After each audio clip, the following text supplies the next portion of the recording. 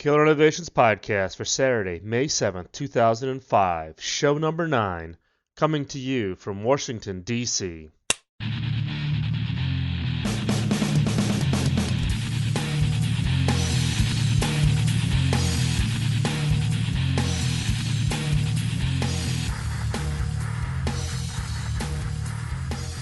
Hello, and welcome to the podcast. Before we get started, please keep in mind that the opinions expressed in this podcast are mine and mine alone and do not necessarily reflect those of my past, current, or future employers. In today's podcast, we're going to cover the normal 3 segments.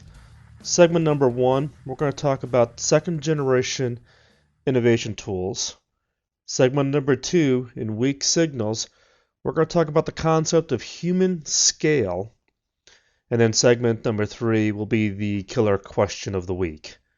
So, let's go ahead and get started and talk about second generation tools.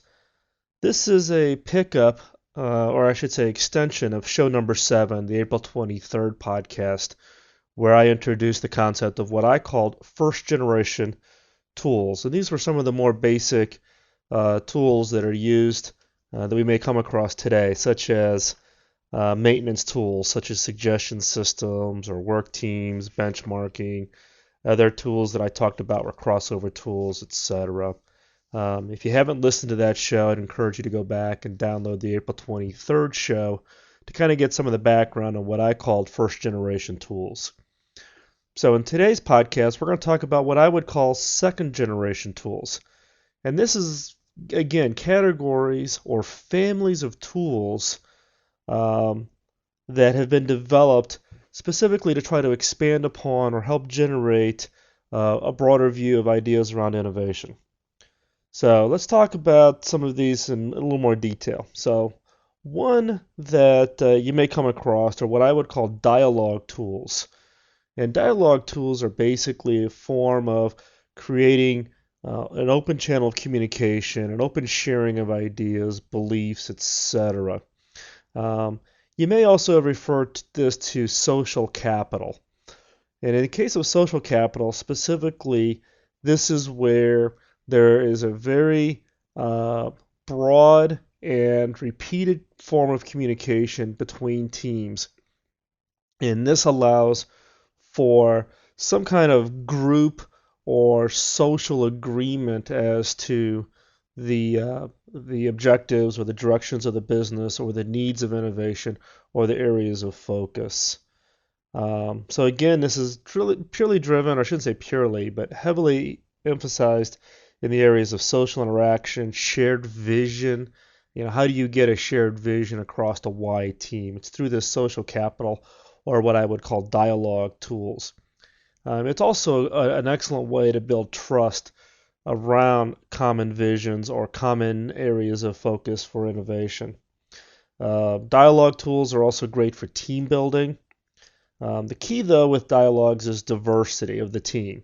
If you lack diversity, basically then with dialogue tools is you quickly end up with herd thinking. If everybody comes from the same background or is part of the same level within the management team or even works from the same department, then you end up all thinking the same, coming up with the same ideas, and there's really no diversity.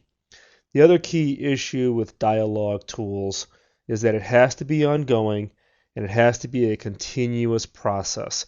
This isn't a one-time send a memo out, but it has to be a means of being able to get people together and use these dialogue tool sets in order to drive some kind of interaction. And again, make sure that these teams that you are getting together using dialogue tools are diverse. A second tool, and there's been a lot of press on this, is what I would call scenario planning. And what do I mean by scenario planning? And this, if you're not familiar with it, there's a number of excellent books that are up there. And in fact, I'll dig through my library here, a couple that I really like. One by Peter Schwartz, who really kicked off the whole concept of scenario planning when he was at Royal Dutch Shell. And the team there at Shell actually use scenario planning to predict the oil embargo of the 70s.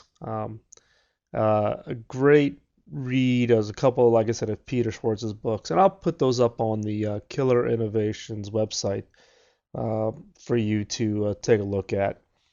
But when I talk about scenario planning, the concept behind scenario planning is that it's almost impossible to do any kind of innovation or strategy planning where you're trying to predict one and only one future. And basically, the concept behind scenario planning is that you have to work through multiple strategic alternatives.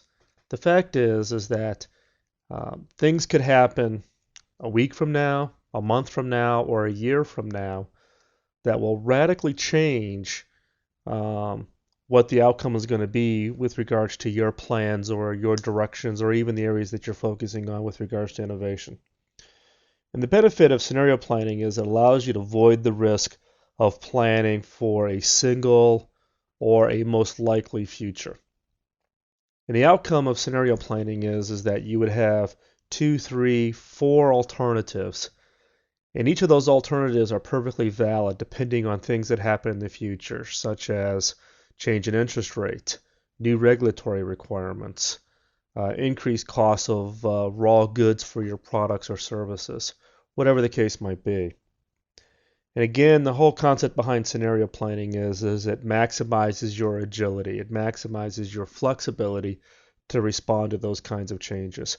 So when thinking about strategy planning or even innovations, is to recognize that you need to be thinking about alternative futures, about things that possibly could happen, and to have multiple plans in place, multiple areas of focus of your innovations in order to give you the maximum flexibility, the maximum agility to respond. And actually, what I'll do is in an upcoming podcast, I'll actually probably dedicate one podcast just to scenario planning and what that role is with regards to innovation. The third tool is one that I call the Merlin experience. And what I mean by Merlin experience is basically take your business or take your technology as it is today and project it into the future and then work your way backwards. So this is kind of, taking the sci-fi view of if you've got an existing product or an existing customer base and you take them and you project them out 25 years into the future. And this is where you kind of get wild and crazy. And then what you do is you back up from that point to today and determine what are all the things that have to happen in order for that future to occur. And what you tend to find is that will unlock areas of gaps in technologies, gaps in innovation, gaps in business models, gaps in understanding of customers. And those, again, will open up a floodgate of possible areas or of possible ideas that you can look into. The next one is what I would call action learning. So this is number 4, action learning. And what I mean by action learning is really it's around this whole area of how do you bring together teams to address a specific opportunity. And what I mean by action learning also is the fact that this team is very diverse. And in many cases with action learning is you want to get people who aren't directly familiar with the opportunity. And that's where the learning comes in. You put this team together, they're tasked with learning the area or the opportunity and then identifying the program or projects needed to address that opportunity, and then they own it all the way through. So it's kind of the old theory of if you've launched your team onto the beach and you burn the ships, there's no retreat. They have to figure out how to survive. They have to figure out what they should do to make it. They figure out how to deliver it. They own it, and they know they own it, and their success depends on the ability to make that successful. The fifth area for next or second generation tools is what I call practice fields. And practice fields is really an area that allows them to play out or simulate strategies, innovations, business models, markets, whatever the case might be. And again, it allows them to work it out such that you can prove out the opportunity in a safe environment that has little to no risk. In effect, giving them a sandbox in order to try out whatever the idea might be. Now, there are some software tools that are out there that allow you to create this, but in many cases, this could be as simple as taking a small team, having them build a proof of concept, and actually have them take that to market. If it's successful, then you expand it. If it's not successful, you fold it and you go off and you try the next idea. And basically, the concept here is that you test it fully before you're going to invest and make a full rollout of whatever the idea or the opportunity is. The sixth area is really around what I would call knowledge management or knowledge mapping. And this has kind of been the buzzword in a lot of industries for quite some time, is how do I capture all of the knowledge that's inherent within my organization, expertise within my people, knowledge about my business, products, processes, customer base, markets, etc. How do I capture it? And then how do I disseminate it across my entire organization to make my organization more responsive and overall increase the inherent knowledge of my organization by the fact that I'm leveraging these tools. Now, there have been a lot of successes and a lot of failures with knowledge management, knowledge mapping tools. And one of the real deficiencies in these tools today is that they do not tend to focus on how do I improve the innovation pipeline through the process of these tools. So how do I capture things about like competition or customer desires or whatever the case might be? And it isn't just the fact that you gain knowledge about that, but then how do you use that as input into the innovation process? And the key here is that the proper use of knowledge management and knowledge mapping tools can be an excellent source to feed the continuous innovation process. So again, just to summarize on the second generation tools, we have dialogue, we have scenario planning, the Merlin experience, action learning, practice fields, and knowledge management and mapping. And these aren't meant to be the exhaustive list, but these are kind of the families of second generation tools that I tend to think about when I'm thinking about all the possible tools that I can leverage for an opportunity with coming up with new ideas or areas of innovation. Let's move on to segment 2. Segment 2, weak signals. I want to talk about what I would call human scale. It's interesting when you think about the different input and output means that we as humans have, and how do you really use that to think about new concepts of ideas of products, services, or capabilities? I mean, we're all familiar with the interaction that we have with the keyboard. I mean, we all sit in front of our computers, or we're surfing the web, or doing email, whatever the case might be. And it's typically considered about average for a human to be able to type somewhere in the neighborhood of 35, 40, 45 words per minute. And that's actually a pretty good rate at the keyboard. And that's assuming a high accuracy rate. But did you realize that at the human scale level, that the top end for keyboarding is in the neighborhood of 212 words per minute? There's a woman by the name of Barbara Blackburn who's actually able to clock out at 212 words per minute at a 0.1% error rate in the typing. So when you think about it, that's pretty amazing. And when you think about also other areas of human scale, such as speech. Now, for those of us who've been around for a while and remember the old Federal Express ads where the guy is standing there doing the speed talking, and it's the FedEx ad talking about how fast they can deliver documents. And if you may recall, the guy in the ad is a gentleman by the name of John Machida. And John Machida has been clocked in at 568 words per minute as the world's fastest talker. And this also kind of contrasts with some of the efficiencies or inefficiencies of the human body. Today our primary input into computers and infrastructures is what? Typing. And technology is improving, but it's not quite there for the speech recognition. In fact, I've been trying to work on a book for quite some time.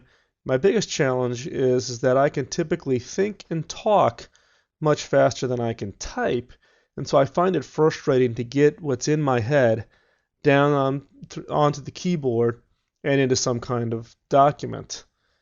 I've tried all of the voice recognition pieces of software and have just not quite found one that's able to keep up or has a high enough accuracy rate where I don't spend hours upon hours going back and trying to edit the documents. Yet, the human scale from the standpoint of output is that speech is much faster than typing, but the technology has just not as kept up. But it's also interesting to point out that we also have, in the fact of the audio, the ability to even have a higher input rate, which is one of the reasons why I think podcasting has taken off to such a level. And scientists have measured the auditory nerve at about the same rate as a T1. So when you think about it, the ability to take input signals, being able to listen to the podcast, listen to music, have a conversation, is driven by the fact that our auditory nerve can clock that rate in at about a T1. Now, at the same time, our optic nerve has been clocked out at about a gigabit, which is one of the reasons why the human body is so good at visual recognition, pattern recognition, and the ability to quickly discern information from the visual cues. That's also one of the reasons why visual cues are so critical to our ability to interact out and about, whether that be the 3D stereoscopic, being able to view and see and estimate distances, to the ability to recognize family members for that matter. And it's also one of the reasons why, with the advent of color graphics, and for those of us who are old enough to remember the old 3270 green screen terminals, albeit that was a significant improvement, but still it never really quite saturated the ability for us to take input information. But now, with all the high-res graphics, computer games, high-definition television sets, you're now at a point where you can truly leverage a critical input means, which is the optic nerve. And what does all this have to do with weak signals? Well, the fact is that when you're looking for weak signals, those early hints of ideas, you have to not only try to identify what those weak signals are, but search around the edge of how do they apply. And one of the things that I've found successful is when I'm thinking about weak signals, is applying this concept of human scale. If I'm looking at a particular new opportunity, for instance, in an upcoming podcast, I'll talk about the experiences I've had in Korea going to these massive professional gaming events where you have 30,000 people, cheering fans, wearing team jerseys, the whole pyrotechnics, and it's a professional gaming competition. So when you think about gaming and you think about that as kind of a weak signal of what possibly the interaction that can generate from new technologies and new innovations, and then you think about the human scale. If I think about gaming and I apply it to tactile, typing, touch, whatever, to auditory speech, to optic, my ability to visualize information or use those as visual cues, you get an idea of an early weak signal what the impact on the human interaction is going to be. What's it going to change? Is it significantly increasing the use of the optic nerve capacity? Is it significantly going to change the role of tactile, typing, feel, touch to auditory? What is the interaction of the human scale? And therefore, you can look at and project out what is the role of a weak signal and what its possible impact would be on the human interaction with that weak signal. And as a side note, when you start talking about performance and signals and speeds, one of the little interesting speed areas that I kind of find humorous is that we've got research engineers at some of the top research labs working on network technologies and network capabilities that are measured in the range of femtoseconds. And what is a femtosecond? Well, one way to think of a femtosecond is it's the time that it took the Concorde, even though they don't fly anymore, but the Concorde flying at the speed of sound to cover the distance of one atom. So you're talking about performance and capacity that's far beyond anything that's available today, and significantly faster and much higher performance than anything that can operate on the human scale. And I think that's just kind of an interesting kind of anecdote, is how fast is fast, and what is that going to have as far as impact for us on technologies in the future. So femtoseconds, the time it takes the Concorde to travel the distance of one atom. Let's move on to segment 3 and the killer question of the day. And actually, I'm going to pose 2 questions today. So you're going to actually get a double offering in today's podcast. And they're actually very similar to each other. So they're actually exact opposites. So it's really not 2, but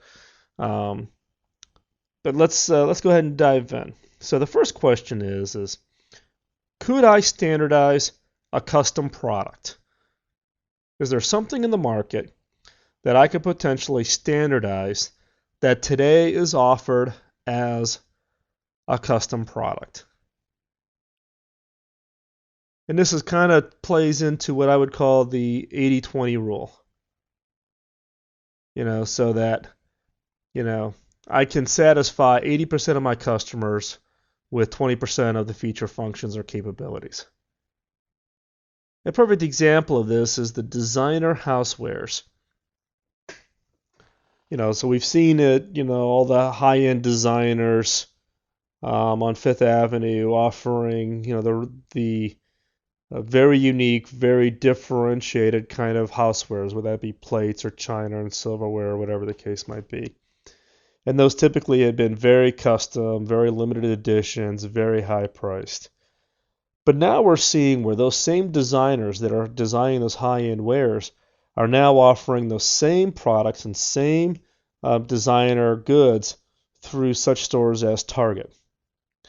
So basically taking what was traditionally viewed as a custom product and then standardizing it and offering it to the masses. And in fact, for Kmart and for Target, those are turning out to be the highest growth areas as far as new sales. So people who want the designer products but don't want to pay for the prices. So that's a perfect example of could you standardize a custom product. And the next question is we're going to talk about, could I customize a mass product? So could you take something that's that's a mass product, that's highly produced, high volume, and could you customize it? And a perfect example of this is kind of the new fad that's coming back around hot rod cars. So you buy a car, it's mass produced, and then you take it and you start spiffing it out with wheels and seats and all kinds of electronics in the car and DVD players and game machines and stereo systems that put out 1,000 watts of sound. You're turning in, that particular area is turning into being a huge mass market. I mean, not mass, but a huge market from the standpoint of people going off and taking, a mass-produced product such as an automobile and then customizing it for their own specific tastes. Now, there are other things that you're working with where you could take what is today a mass product and customize it for a new market opportunity or to unlock an entirely new area. So again, the two questions. Could I standardize a custom product? And could I customize a mass product? Two new questions that I hope will help you generate the next killer innovation. And with that, we're going to wrap up the show. We're coming up right on 26 minutes. I'm going to try to get this done on time. I apologize for last week's show. I know it went a little long to 45 minutes, so we're going to try to keep this on schedule. This show's coming out on Saturday versus Sunday, since Sunday is Mother's Day. And don't want to be taking time away from my wife and kids tomorrow, so we're going to get the show out today. Next week, I will actually be doing this show from Indonesia, beginning a 3-week trip through Tokyo, Indonesia, Singapore, Bangkok, Hong Kong, and then back to the States. So the next couple of podcasts actually will be coming from Asia Pacific region while I'm on a 3-week trip over there.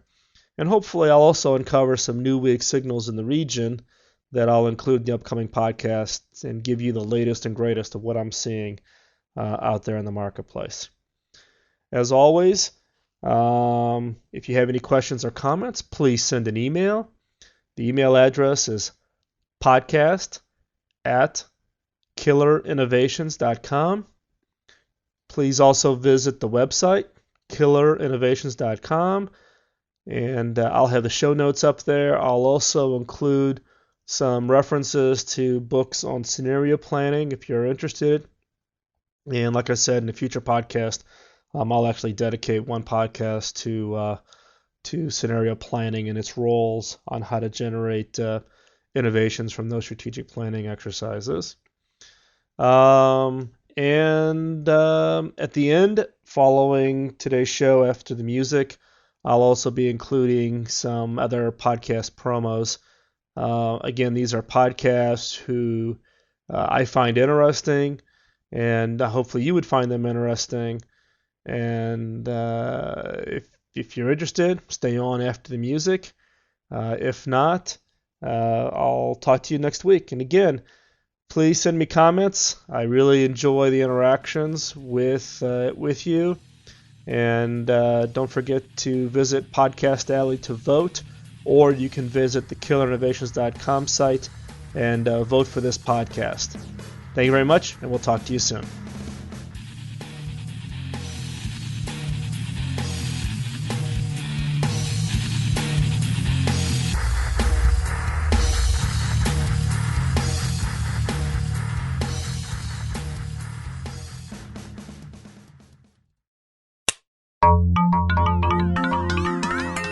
Question 1. How can I become rich and famous? Question 2. What's the meaning of life? Question 3. Where can I find a fun weekly trivia quiz podcast? The answer to at least one of these questions can be found by visiting www.podquiz.com. That's www.podquiz.com. Your attention, please. A new edition of the Geek News Central podcast is online now. Be sure to visit www.geeknewscentral.com to subscribe or pick up the latest show. You can call the voicemail hotline at 619-342-7365 to have your comments heard, or call the host directly on Skype. His Skype call sign is Geek News Central. As always, this is a show you are not going to want to miss. Once again, a new podcast by the Geek at Geek News Central. www.geeknewscentral.com is available now.